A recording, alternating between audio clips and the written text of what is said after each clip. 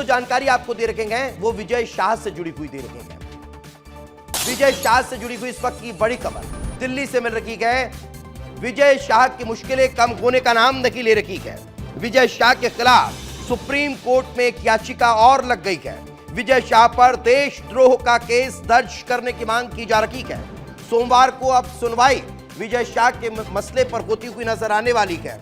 लेकिन इससे इतर यह बड़ी और महत्वपूर्ण जानकारी है कि एक तरफ विजय शाह के मसले को लेकर जहां सुनवाई सोमवार को होगी, जो जानकारी है वो बताई जा रही है कि आज सुनवाई के दौरान जब सुनवाई शुरू हुई तो फिर विजय शाह के वकील की तरफ से यह कहा गया कि वो कुछ और साक्ष्य कोर्ट को उपलब्ध कराना चाहते हैं, इसलिए उन्हें वक्त दिया जाए। तो फिर कोर्ट ने उन्हें सोमवार का वक्त दे दिया, मगर देशद्रोह के मसले को लेकर भी याचिका वहां पर लगा दी गई है और अब उस पर भी सुनवाई होती हुई नजर सोमवार को आएगी। मगर विजय शाह के इस मसले को लेकर मध्य प्रदेश के मुख्यमंत्री डॉक्टर मोहन यादव ने भी प्रतिक्रिया दी है। मुख्यमंत्री डॉक्टर मोहन यादव ने क्या कुछ कहा है, आपको सुनवा देते हैं। खास करके मैं इस मामले में इतना ही कहना चाहूंगा कि न्यायपालिका ने जो आदेश दिया है, हमारी सरकार ने उसका यथायोग्य तरीके से पालन किया है और न्यायालय जो कहेगा हम उस हिसाब से चलते जाएंगे। इस्तीफे की मांग कर रही है कांग्रेस। कांग्रेस तो करती रहेगी। कांग्रेस सिद्धारमैया से मांग ले, उनके मुख्यमंत्री रहते हुए। कांग्रेस के सारे मंत्रियों पे मुकदमे चल रहे हैं। कांग्रेस केवल बात ही कर सकती। कांग्रेस के आचरण में केजरीवाल का साथ चुनाव में लड़कर कदम से कदम मिला के दिया। वो तो मुख्यमंत्री होते जेल में गए थे। कांग्रेस कहाँ गई थी उस समय? कांग्रेस जिस मुंह से बोल रही, कांग्रेस को तो अधिकार ही नहीं बोलने का। कांग्रेस ने जितनी बेशर्मी की हदें पार की है आज तक किसी ने नहीं की। कांग्रेस कितने ही नाटक कर ले, कांग्रेस को मालूम है कि सब जुडिशियली मामला है। जब न्यायालय के समक्ष सारा मसला है तो न्यायालय से बढ़ के तो वो नहीं हो गए। और जिस बात को लेके वो नाटक बता रहे हैं, नेता प्रतिपक्ष पे भी मुकदमा था, वो इस्तीफा अपने नेता प्रतिपक्ष से मांग ले। जहां एक तरफ विजय शाह के मसले को लेकर कांग्रेस पार्टी सियासत करती हुई नजर आ रही है, दूसरी तरफ सरकार की तरफ से यह स्पष्ट कर दिया गया है कि न्यायालय में पूरा मामला का एफआईआर दर्ज हो चुकी है और अब न्यायालय जैसे आदेश करेगा वैसे मामला सामने आता हुआ नजर आएगा। लेकिन इससे इतर विजय शाह के कुछ समर्थक भी हैं, वो अब विजय शाह के साथ खड़े हुए नजर आ रहे हैं। और न सिर्फ साथ खड़े हुए नजर आ रहे हैं बल्कि विजय शाह के समर्थन में विधायक कमलेश्वर डोडियार ने अब पोस्ट कर दिया है। और क्या लिख रखे हैं जरा आपको पढ़कर सुना देता हूं। मुश्किल से आदिवासी व्यक्ति को मंत्री बनाने का मौका मिलता है। विजय शाह जी एक मंझे हुए राजनेता हैं, इसलिए पार्टी और विचारधारा अपनी जगह पर है और हम श्री शाह का समर्थन करते हैं। उन्हें टारगेट इसलिए किया जा रहा है क्योंकि वो आदिवासी नेता हैं।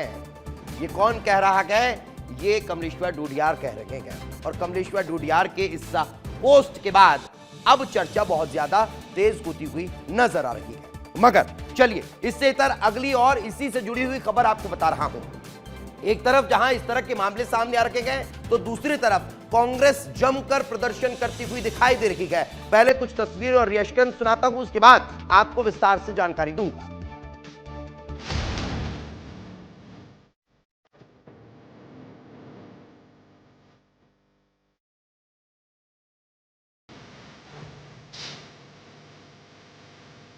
तानाशाही के रवैया अपना रही है। माननीय राज्यपाल जी से कहा कि 48 घंटे से ज्यादा हो चुके, सरकार ने कोई निर्णय नहीं लिया अभी तक। विजय शाह ने जिस प्रकार से एक सेना के अधिकारी के खिलाफ टिप्पणी करी है, तो मैं समझता हूं कि पूरी पार्टी चाहे जन भावना एक उस विजय शाह जी के खिलाफ है। तो आप क्यों नहीं आप उसको बर्खास्त करना चाहते? देश की एकता और अखंडता को खंडित करने का जो काम किया है, निश्चित रूप से ऐसे व्यक्ति के ऊपर सरकार को तत्काल एक्शन मोड में आना चाहिए। विजय शाह जी को बर्खास्त नहीं किया जा रहा है और राज्यपाल जी, आपको अधिकार है, सरकार नहीं करती तो राज्यपाल को अधिकार है, राज्यपाल बर्खास्त करे ऐसी परिस्थितियों में।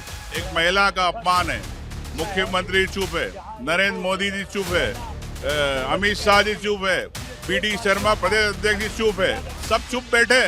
तो क्या सेना से बड़ी भारतीय जनता पार्टी है? तो क्या सरकार निरंकुश हो गई, तानाशाही हो गई है?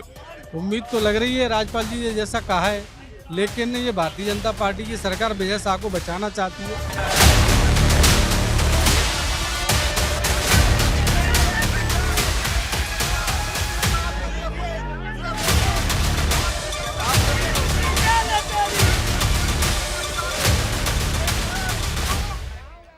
तो जिन तस्वीरों और रिएक्शंस को आप सुन रखे थे, ये राजधानी भोपाल में राजभवन के बाहर की है। अब जरा उन तस्वीरों को देखिए। सबसे पहले ये अंदर की तस्वीर देखिए। राज्यपाल मंगूभाई पटेल आपको नजर आ रखेंगे और साथ में आपको कांग्रेस नेता प्रतिपक्ष उमंग सिंगार दिखाई दे रखे हैं और कुछ और विधायक साथी उनके साथ हैं। ये ज्ञापन सौंपा जा रहा है, आवेदन दिया जा रहा है विजय शाह को बर्खास्त करने की मांग इस दौरान करते हुए कांग्रेस के विधायक नजर आ रहे हैं। लेकिन इससे इतर अब और तस्वीरें देख लीजिए कि आज हुआ क्या है। ये तस्वीरें राजभवन की हैं और कुछ इसी तरह से काले अप्रीन पहनकर कांग्रेस के विधायक और नेता राजभवन पहुंचे और बीजेपी के मंत्री विजय शाह की बर्खास्तगी की मांग करते हुए नजर आए। इससे दूसरी तस्वीर दिखाइए तो यहां सिर्फ प्रदर्शन करते हुए, वॉक करते हुए नजर नहीं आए गए। काले अप्रीन पहन के बाद राजभवन के बाहर धरने पर बैठ गए।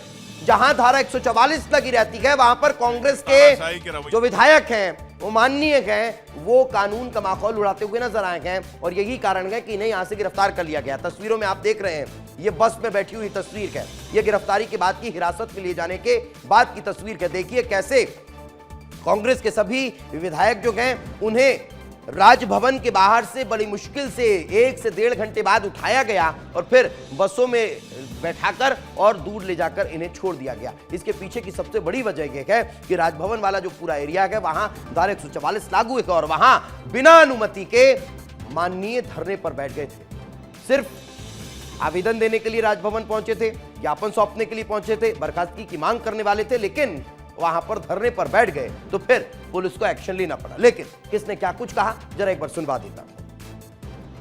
एक तरफ भारतीय जनता पार्टी का मंत्री विजय शाह हमारे देश को अपमानित करने का काम करता है, देश की बेटियों को अपमानित करने का काम करता है, देश की सेना को अपमानित करने का काम करता है, देश की एकता और अखंडता को खंडित करने का काम करता है। ऐसे व्यक्ति पर कार्रवाई ना करते हुए, जो जन भावना है, उन जन भावना का कदर ना करते हुए सरकार विजय शाह को गिरफ्तार ना करते हुए कांग्रेस के विधायकों को गिरफ्तार करने का काम कर रही है। मैं समझता हूँ ये कहीं ना कहीं लोकतंत्र को और जो जन भावना है, उन जन भावना के विपरीत ये सरकार काम करने का काम कर रही है।